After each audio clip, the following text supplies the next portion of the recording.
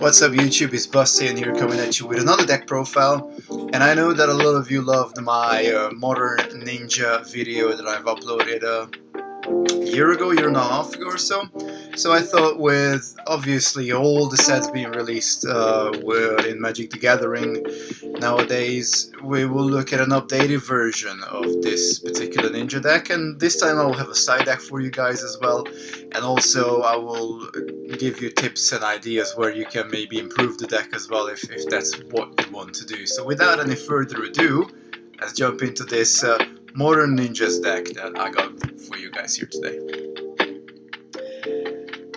Okay, so firstly I'm gonna start with our creatures, and immediately off the top we have 4 Fairies. This guy is just amazing, like does so many things for 1 blue mana. You get flying, so you got that built-in evasion. When it enters the battlefield you scry for 2, which is just really good an ability to have, and it's a 1/1 as well, so it is just perfect for this deck. It fits the profile so well. We run 4 honorary fairies slash ninjas slash wizards, whatever you want them to be. Changeling Outcast is just such a good card for this deck. It will obviously help us to get ninjas on the board very quick. It will also help us to get fairies on the board very quick. The changeling ability that this card has is very good. On top of that, although the Outcast cannot block, we don't really care about that. We want to swing with this guy anyway because he cannot be blocked, and he's another 1/1 with a super good evasion. Finally, you guys probably know by now from my deck profiles that I do like to load up my decks with 1-drops, because you know, they are very important to be in the starting hand of the decks like this ninja deck, for example. So I went with 4 Fairy Miscreants. The reason why I went with these guys is because this package gives us 12 fairies. And that is going to be important because we are playing a full play set of Spellstutter Sprite. So the more fairies you have in play, the higher mana cost spell you can just basically counter with Spellstutter Sprite. So we got 16 fairies here, so we should have an absolute abundance of getting fairies down early, quick and cheap, and we can just bring in this little bad boy and counter whatever we don't really want to see on board. But back to Fairy Miscreant. You guys know this card, you've seen it before, and I know that a lot of people are playing the, there is, I think it's like a pirate that comes down as 1/1, but then you can sack it for 4, or you can spend 4 to draw a card or 2 cards, which is great, but ideally we are going to be drawing cards anyway off our ninjas, so that, I don't think it's a necessity. And on top of that, you know, we get a lot of value by picking these guys up. We get value by Fairy Seer being picked up. You can scry 2 again. If you get 2 Fairy Miscreants down, you can leave 1 in play. You can pick the second one up. You can play it again. You draw a card again. It is that 1/1 flying buddy which we love to see to make our ninjas very easily unblockable and get them through with the attack. And of course, if you can pick Fairy Wizard back into your hand with one of the ninjas, then that is also amazing. You just basically pick him back up a counter spell, which is super cool. So this is it for the fairies, but I'm gonna leave Changeling Outcast out here because I want to bring the ninjas in with this guy as well.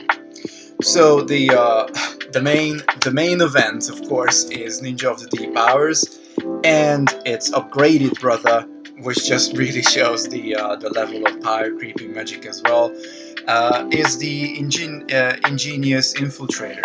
Now, a lot of people will say that Ingenious Infiltrator is not a power creep because it has, you know, it has a black and a blue mana symbol. Guys, that is absolute rubbish. Nowadays, it is so easy to play double color decks. It is so easy to play triple color decks as well. It's not a drawback anymore. We're not back in 1998 where you really don't have access to a lot of very efficient land cards and mana producing bodies. Ingenious Infiltrator is just a straight up better card than Ninja of the Deep Powers. But anyway, we look at these two guys. They cost the same amount to be Ninjutsu, and they have the same converting mana cost, which is 4, and they can both be Ninjutsu for 2. The Infiltrator needs blue and a black, whereas the Ninja of the Deep Powers, as you guys well know, needs a generic mana and a blue mana. Now, Ninja of the Deep Powers, when you get this guy in, you draw a card. Excellent stuff. We love this guy. Gives us tempo. It's just super good. But Ingenious Infiltrator, whenever any ninja you control deals combat damage to a player, you draw a card. And this is why I left the Changeling out as well, because he's not only giving us the ability to have access to more fairies, to pump us up to 16 fairies in the deck, he's also giving us an additional 4 ninjas. And if you got this guy down, you have no other way really. If you don't have the mana to sort of, you know, swing in ninjutsu in another guy, but you have an Infiltrator down, then it might be worthwhile to keep the Infiltrator back, keep it safe, just swing in with the Outcast, and you still get to draw the card off it, because obviously he's being every creature type, ninja included, and just by having this guy down, you already get access to extra card draw. But you could see how much filtering we can do with Fairies here, with Fairy Miscreant. We have the possibility to draw cards as well. So all these cards, like literally, you are going to just basically draw half of your deck up if you get the right starting hand, which most often you will, because now obviously we have redundancy. We got 6 Ninja of the Deep Powers, amazing stuff. We can scry as well, so the chances of drawing into any of these 6 guys is super high. Now, if you want to keep it old school, of course you can run more Ninja of the Deep Powers, but I think 6 is probably the right number to be in. Now, this isn't all our ninjas, so I'm gonna keep these boys here to just help me, you know, jog my memory. What else I want to tell you about this deck? So next guy, Mist Syndicate Naga. This guy is absolutely amazing as well. I mean, I can't believe how much the ninja archetype has grown with this card and the next one I'm going to show you guys. So CMC of 3, which is good to have and is going to be important for this deck a little while as well. So we got 3, we got 4, we got loads of 1s, excellent stuff. You can ninjutsu this guy in for the same cost, so it's 2 generic and the blue.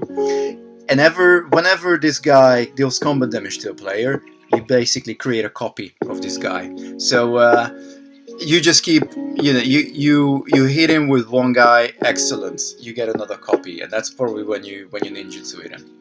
Second turn, you're gonna have 2 of these down. If you can just get 1 to connect, then you're gonna have another copy. So the more of these guys you're able to connect with, you just keep multiplying, and they're a 3/1. So actually, for a blue card to be a 3/1, it's super aggressive. Combined with, you know, your usual. Blue is so well known for a lot of shapeshifters and cards that, you know, copy other cards, like doppelganger, something like that. There's so many. This is really a heritage blue card in my mind. But we got Ninja on it as well, and it copies itself, so it's just amazing. You can really overwhelm your opponent with ninjas. Now, if you want to go a completely different way and you just want to be like old school tribal ninjas, which I, by the way, don't recommend, but then you can put in like the automatons and the silver mimic. Or the metallic mimic even, where you can just obviously plus these guys up, give them +1/+1 counters, give them +1/+1s of the automaton, and then you can just flood the board with Mist Syndicate Nagas. That's another way to go. I think this is a lot simpler and a lot more fun to play, of course. So that's why I'm obviously sticking with this particular deck. I just love Ninja of the Deep Powers. This seriously is like one of my favorite decks, if not my favorite deck. And then this guy, Fallen Shinobi. Like this card is just outrageous. So it gives us 5 CMC for the deck, but it can be ninjutsu down for 1 generic mana cheaper. So we need 2 generic blue and a black to be able to ninjutsu it. And whenever this guy connects with a player, that player then exiles the top 2 cards of their library. Until the end of your turn, you may cast those cards without paying their mana costs. So if you already have land abundance, I highly recommend you swing first and then see if you hit a land off your opponent. You can play that land because it's any card. It doesn't say like except mana cards or anything like that. It's a land, any card. So you can get yourself whatever your opponent has. If they have like a fetch that's like at least half of it is blue or black, then get it. And even on top of that, imagine playing against like Tron, for example, and you just cast their if you cast their Karn, or you cast their Wormcoil Engine, or you cast their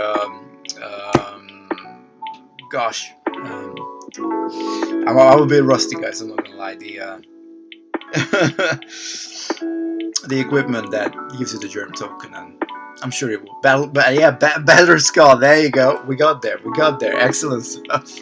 Okay, so this guy is ridiculous, and you get a 5/4 buddy for 4 mana. So not only, you obviously are going to deal 5 damage to your opponent if this guy connects.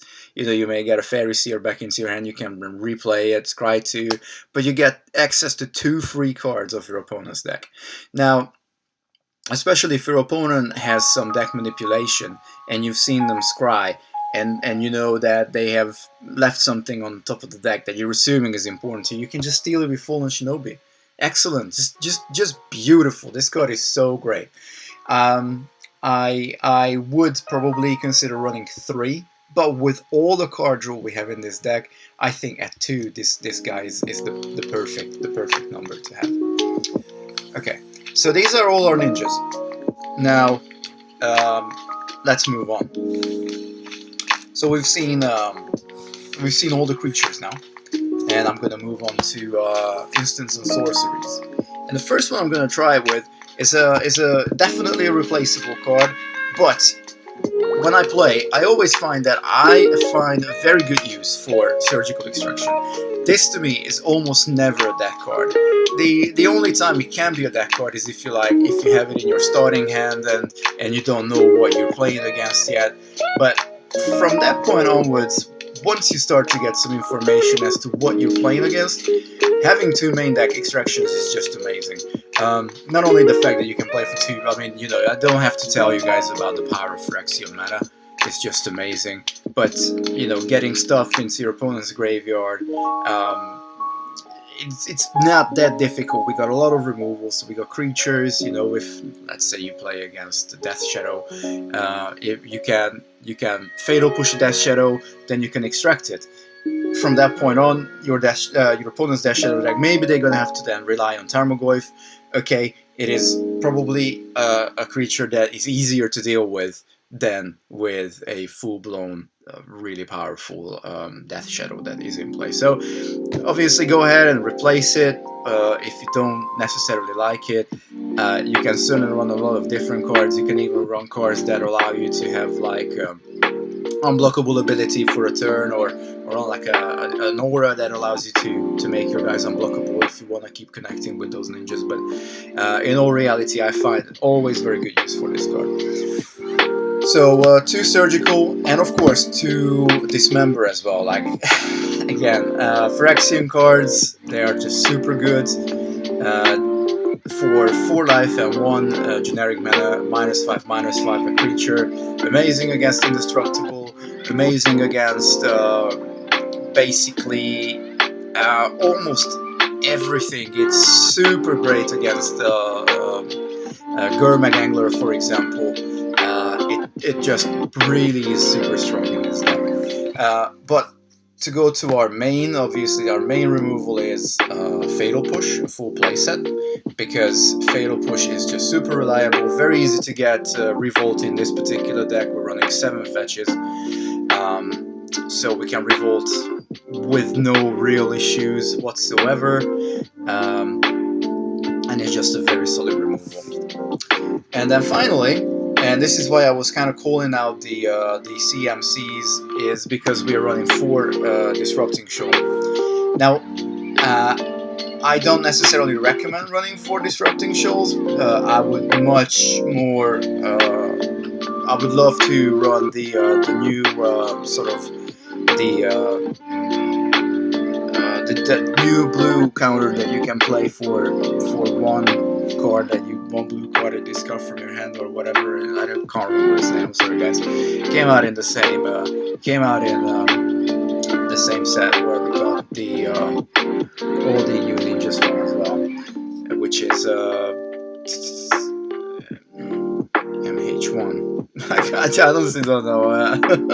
I am rusty with Magic. Anyway, let's move on. Disrupting Show works for me just fine because I can pitch a blue card with converting mana cost X and then just counter something. And we got later into the game, you can just pay full cost for cards. But just to give you an idea, we got 5 CMC with the 2 Fallen Shinobis. We got 3 CMC with Mist Syndicate Naga.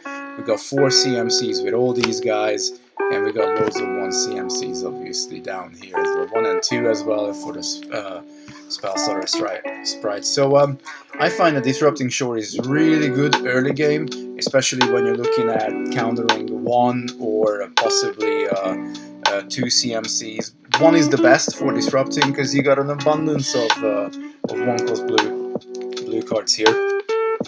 And then it's second best at 4 CMC because obviously we got Ninja of the Deep, Fairies, Ingenious Infiltrator. And don't forget guys, if you're running this particular card, you can pitch a shoal for itself if you got 2 in your hand, and then you can counter 2 CMC. So again, with all the excess draw we got, it's not too difficult to get 2 into your hand if that's what you want to do. But definitely something that isn't necessarily needed, so these 2 cards you can quite easily change around. I would call these flex slots if you like them. There's a lot of other cards that you can play here, but I would definitely keep some more counters because the 4 spell stutter is really great, but it might not always be enough. Okay, and this is our removal suit, mostly removal and counter and disruption type of thing. And this will take us now to our lands. So, in terms of lands, we are, as I said previously, running 7 fetches. And you guys might remember from my previous videos, of course, I have these 4 gorgeous Japanese polluted deltas. They are here. Also, my 3 Flurry Strands are still here, so that's 7 fetches right off the bat.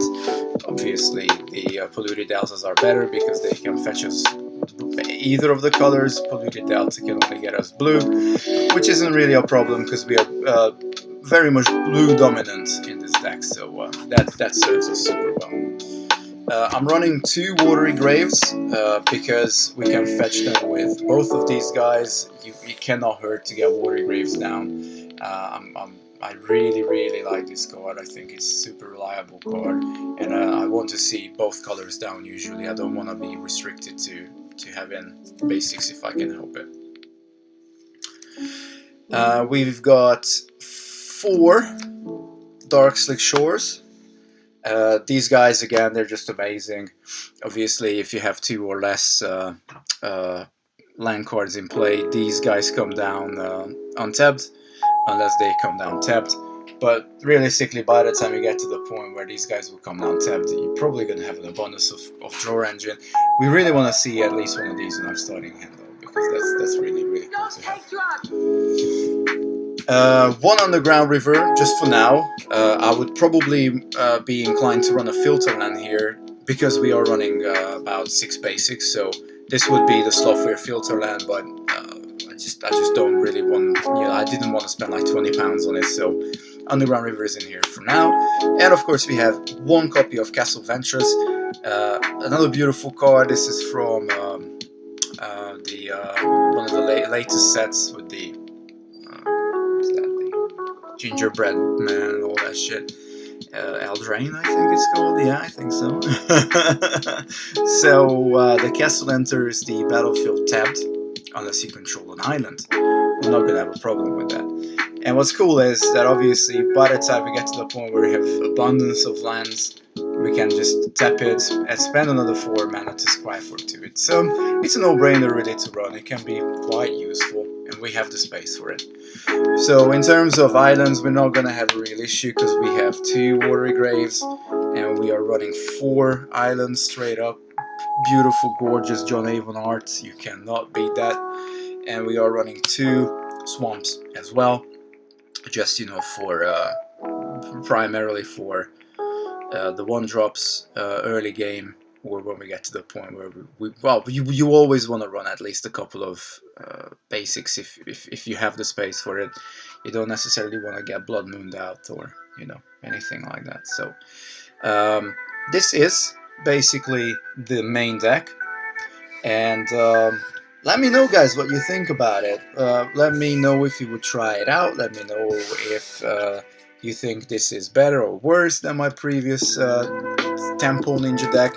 I have had a lot of fun playing this particular deck. I think it's very explosive. It's very very easy to play, but also very difficult to play against.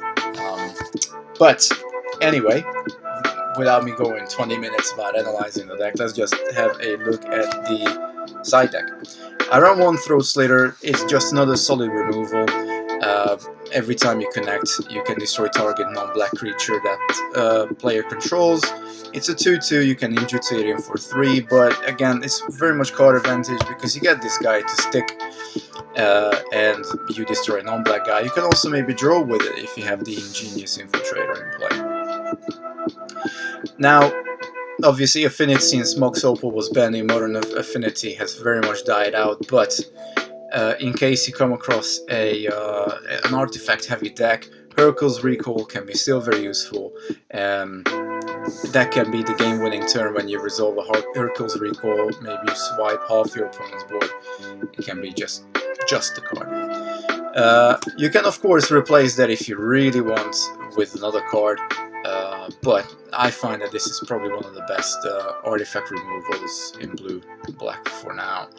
Echoing Truth obviously bounces back all the cards with the same name. It can be super useful if your opponent storms, for example, and they play the goblins.